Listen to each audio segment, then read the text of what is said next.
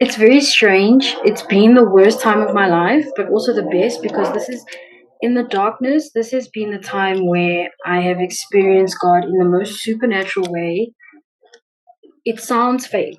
Most Christians don't even believe me. I mean, I once went to the park in the middle of the night last year to commit suicide, and I encountered an angel of the Lord. He comforted me in my pain, and he reminded me of my father's love. The first thing he said to me was, it was funny for me when I thought back because the first thing he said was, "Don't be afraid," and I was like, "Oh my word, this Oh, is like the Bible." yeah, it's biblical. Okay, proceed. Yes. And then the first thing he said was, "You've forgotten about your father. They all lied to you." And he really reminded me why I was here and how loved I am. I've experienced so many supernatural encounters just in the darkness.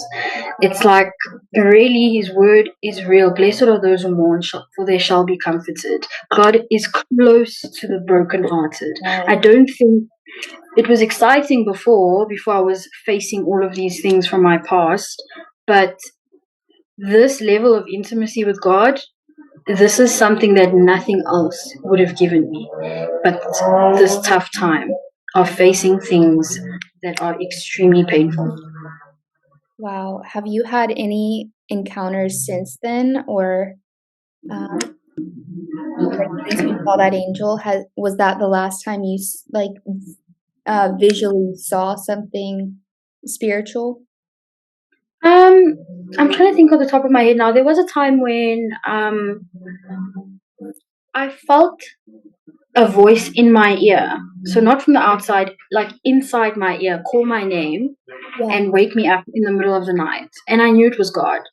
And out of nowhere, I went to the couch and I just had Exodus. God kept saying Exodus 3 in my heart.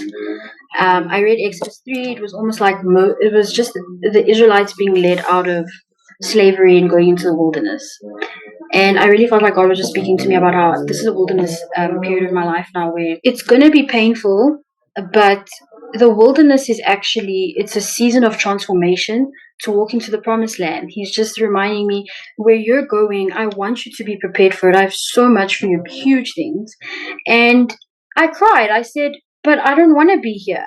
Like, what is the point of this? I don't, why? To get people into heaven, it's not worth it. They're not experiencing the pain that I'm experiencing. No one cares about my pain. Like, I was really throwing a tantrum. I was like, you woke Yeah. me up for this? Like, I thought you were going to wake me up to tell me you're going to change everything, everything's going to be better, breakthrough. And then I closed my eyes and I felt Jesus take me back to the cross, but I felt it in a very real way. I was the only one in the whole world, and he was crying out in pain on the cross, and he was only saying my name, saying it's for me. He's ransoming me. He loves me. It felt like I was the only person in the world. Like Wow. it was, I can't put it to words, but it was a supernatural encounter of the cross. And honestly, once you encounter God's love, there's nothing that can replace that. Yeah. There's no words for it, and we change when we encounter His love. Yeah, because then we hold on to that forever. It's like nobody can, like, I don't know. I don't know if you experience this being online, like TikTok and stuff like this, where people you get, the atheists that comment these whole like novels about, Yes. why God isn't real and this and that. And it's like nobody Yeah. can tell me anything because I experienced him supernaturally. Like nobody Yes. can ever take that. Like Yes. that faith Yes. is so grounded and rooted at that point. Yes. And I also love how when you experience him, he really does make you feel like you're the only person. You're the only person in the world. Yes. Yeah. Really, really does. It's like Like, he's so big and he's everywhere, but then he's right here.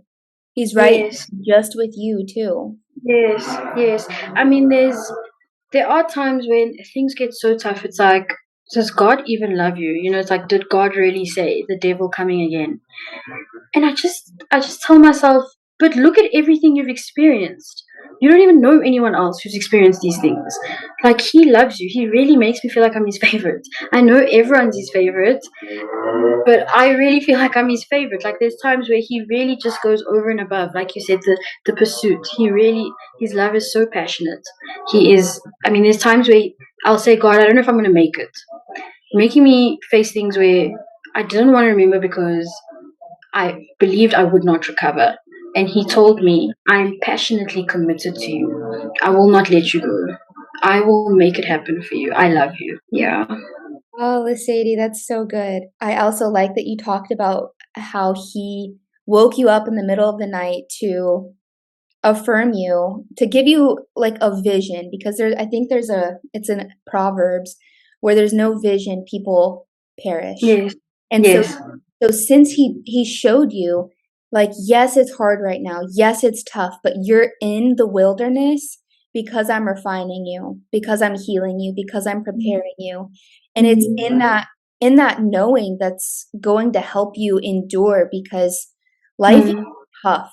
Life is tough for all of us, like Yes. it's so tough. And it's like Yes. when you know the word of God, the promise of God, the hope of God, that's the only thing. Like, I don't know how people can wake up and make it another day without that. Yeah. That's why we do Yeah. what we do, like we Yes. don't do what we do to, like you say, be holier than thou. It's not about Mm. that.